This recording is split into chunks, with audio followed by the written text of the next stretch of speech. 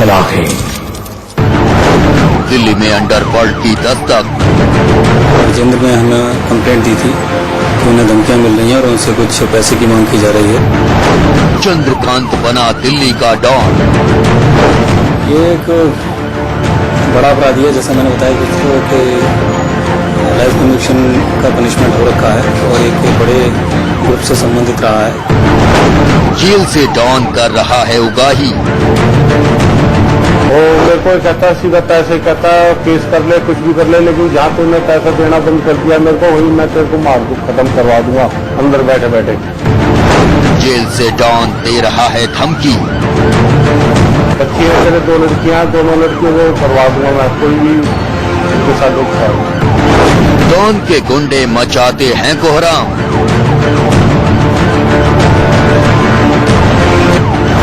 Don के गुर्गे फैला रहे हैं दहशत।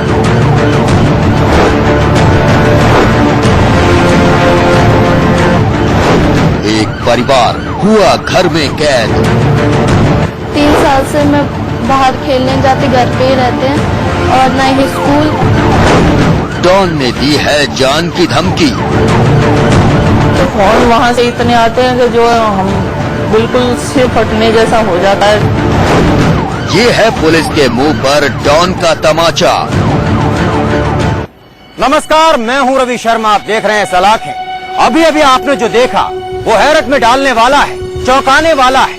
वारदात दिल्ली की है।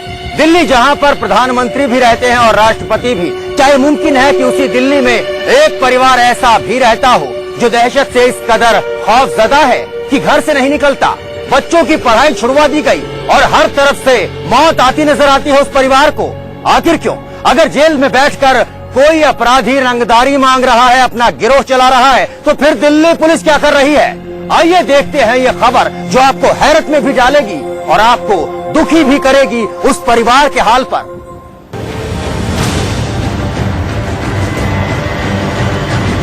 आंखें नम हो जाती हैं जब संगम बिहार का विजेंद्र अपने परिवार पर लटकी मौत की तलवार का जिक्र करता है।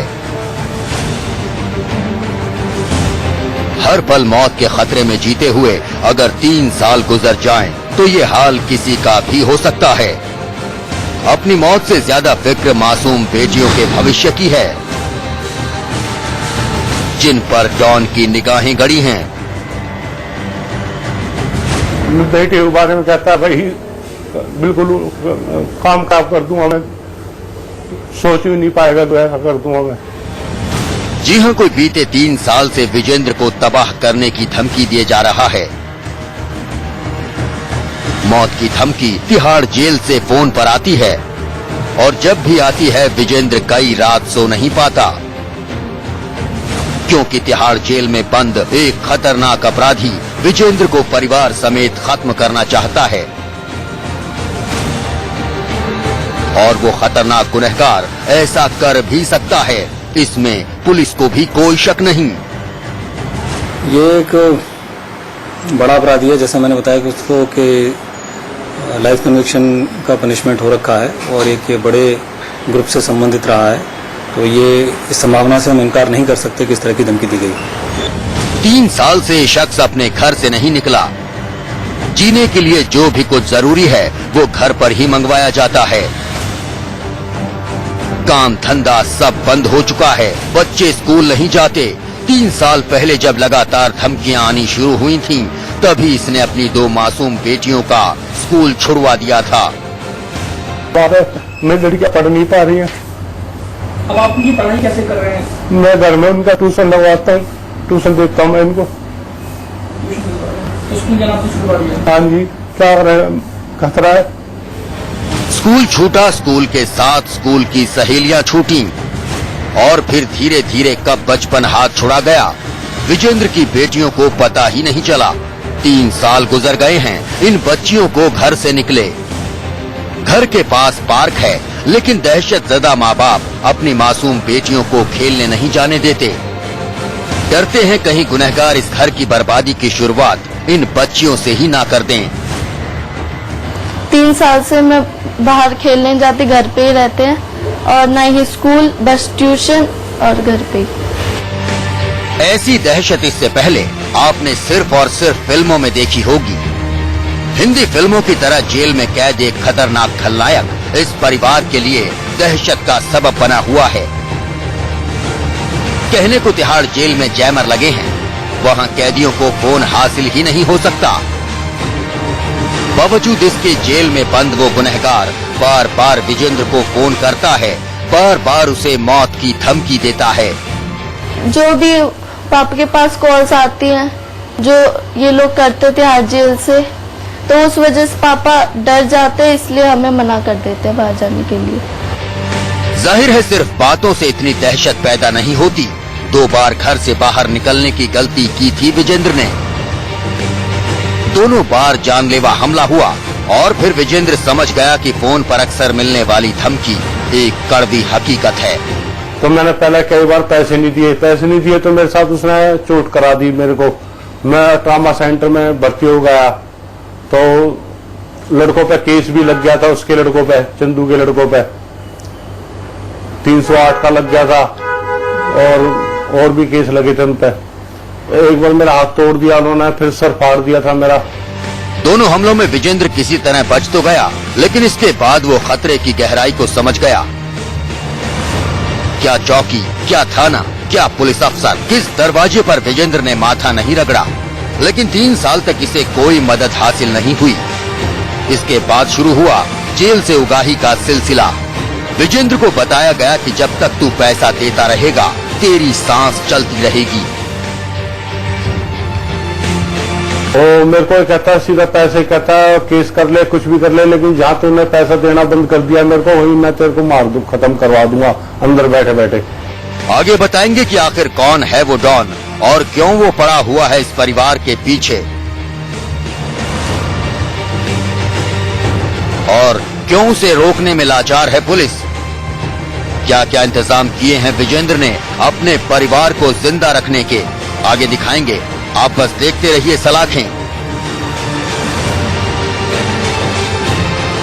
Rajni Sharma, Delhi, India news.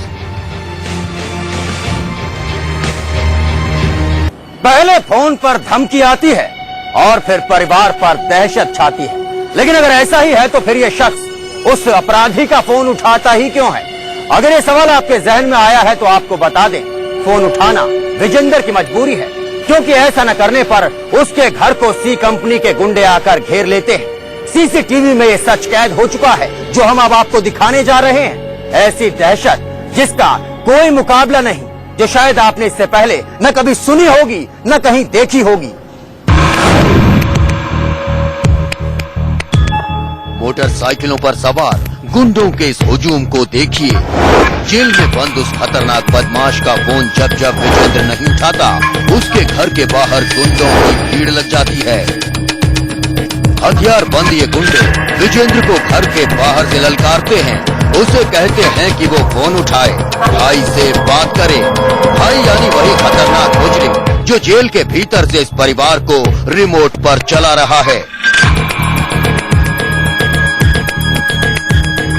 मेरे को 3 अप्रैल को फोन करा उसने कहा भाई ऐसा तो बहुत चालाक बन रहा है, चालाक बनने से कोई काम नहीं चलेगा, पैसे से ही काम चलेगा, पैसा देगा तो अपनी जिंदगी बचाएगा, नहीं तो कोई मदद करने वाला।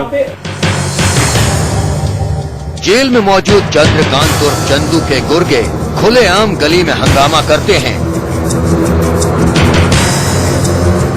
पास पड़ोस के लोग दहशत में आ जाते हैं और घर के भीतर विजेंद्र की मासूम बेटियां सिसकने लगती हैं। छोटी बेटी पर तो इस सब का ऐसा गहरा असर पड़ा है कि वो अब किसी के भी सामने नहीं आती, अब वो किसी से बात नहीं करती। बड़ी बेटी को भी बस यही पता है कि पापा को मदद की जरूरत है और वो बड़ी होकर अगर वकील बन गई तो वो जरूर अपने पिता की मदद कर सकेगी। क्या बनना चाहती थी आप? मैं लॉयर बनना चाहती थी। अब लगता है कि आप लॉयर बन पाएंगी? अगर सब मेरे पापा और मम्मी की हेल्प करेंगे तो हो सकता है कि मैं बन भी जाऊं। जाहिर है ये दहशत की इंतहा है। अब तक विजेंद्र कई लाख रुपए बतौर उगाही चंद्रकांत उर्फ चंदू को दे चुका है, लेकिन जान का खतरा कभी कम नहीं हुआ। काम धंधा 3 साल से बंद पड़ा हो तो पैसे भी कब तक बचे रहेंगे। अब तो रंगदारी देने के लिए पैसे भी नहीं बचे। लिहाजा विजेंद्र का परिवार नहीं जानता कि अब जिए तो जिए कैसे। बच्चों के लिए कुछ जोड़ के रखें या हमें इस तरह के गुंडों को पैसे दें या अपने घर को चलाएं, बताओ किस तरह से हम क्या करें। हमारी जिंदगी तो एकदम से नरक बन के रह गई है। इस परिवार की दास्तान लेकर जब इंडिया न्यूज की टीम पुलिस के आला अफसरों से मिली तो पुलिस ने बाकायदा जेल में बंद बदमाश के खिलाफ जान से मारने की धमकी का मामला दर्ज कर लिया। एक अपराधी है जिसको कि लाइफ कन्विक्शन हो रखा है, उसके लोग धमकियां दे रहे हैं। इसी शिकायत के आधार पर हमने केस रजिस्टर किया है जिसमें कि जान से मारने की धमकी और पैसे की उगाही का आरोप लगाया गया है। इतना ही नहीं, इंडिया न्यूज की पहल पर अब दिल्ली पुलिस ने विजेंद्र को ये आश्वासन भी दिलाया है कि अगर वो कभी घर से बाहर जाना चाहे तो उसे डरने की जरूरत नहीं। वो पुलिस को खबर करे और पुलिस उसके साथ उसकी हिफाजत के लिए चलेगी। इससे राहत तो मिली लेकिन मौत का खतरा अब भी बरकरार है। वो अब तो उन्होंने बोला तू घर से कहीं भी बाहर जाए तो हमें बता के जाएगा, हम तुम्हारे साथ पुलिस भेजेंगे, सब कुछ भेजेंगे। अब सर यकीन तो मैं घर से ही नहीं जाता, मैं कहीं पहली बात तो बाहर।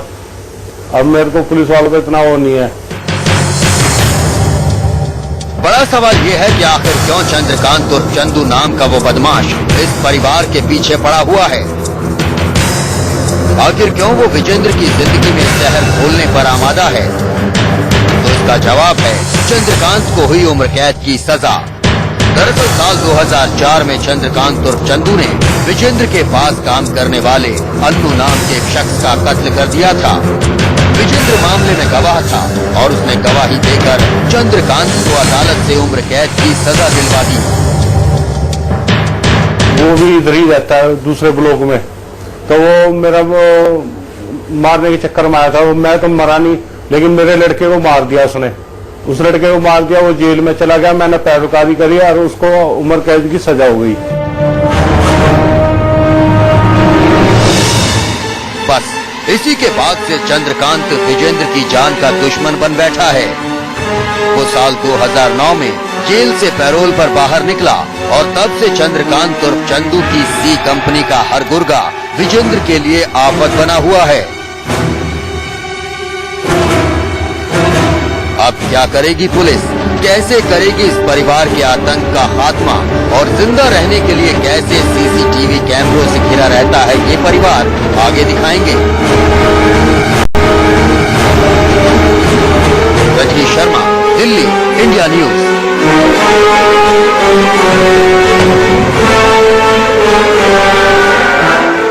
खुद पुलिस मानती है कि चंद्रकांत एक बेहद शातिर और खतरनाक अपराधी है और अगर वो किसी को धमकी दे रहा है तो फिर धमकी उतना ही बड़ा सच है जितना बड़ा सच जिंदगी के लिए मौत होती है।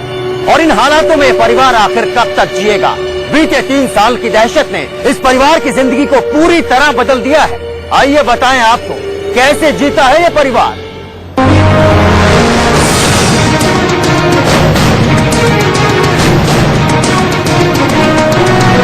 जब गुनाह की निगाह किसी घर पर जम जाती है तो घर को कैमरों की निगाह में रखना मजबूरी बन जाती है। लिहाजा विजेंद्र ने अपने घर के चारों तरफ कैमरे ही कैमरे लगा रखे हैं। ये कैमरे दिन रात 24 घंटे घर की हर एंगल से तस्वीरें उतारते रहते हैं। कौन जाने किस तरफ से डॉन के गुर्गे पार कर जाएं। विजेंद्र ने खुद को चंद्रकांत से बचाने के लिए कैमरों का सहारा लिया, लेकिन कैमरे सिर्फ घर पर ही नहीं लगे बल्कि विजेंद्र ने अपनी गली समेत इलाके में पूरे 16 सीसीटीवी कैमरे लगवा रखे हैं।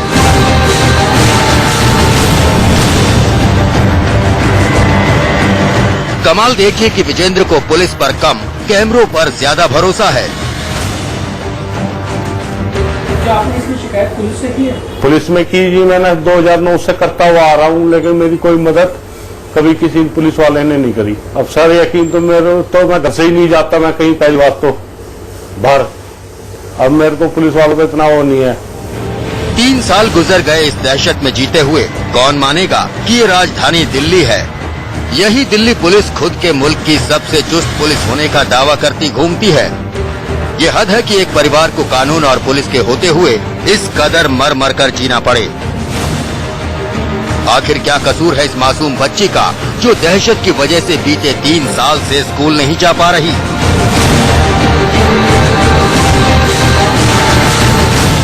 क्या कसूर है इस माँ का जो अपने बच्चों के साथ घर से बाहर कदम नहीं रख सकती।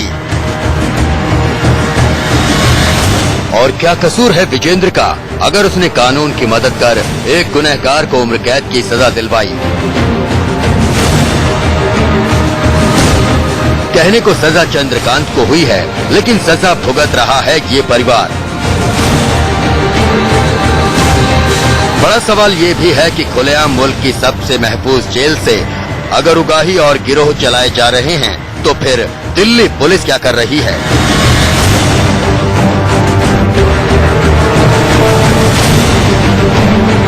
Rajneesh Sharma, Delhi, India news.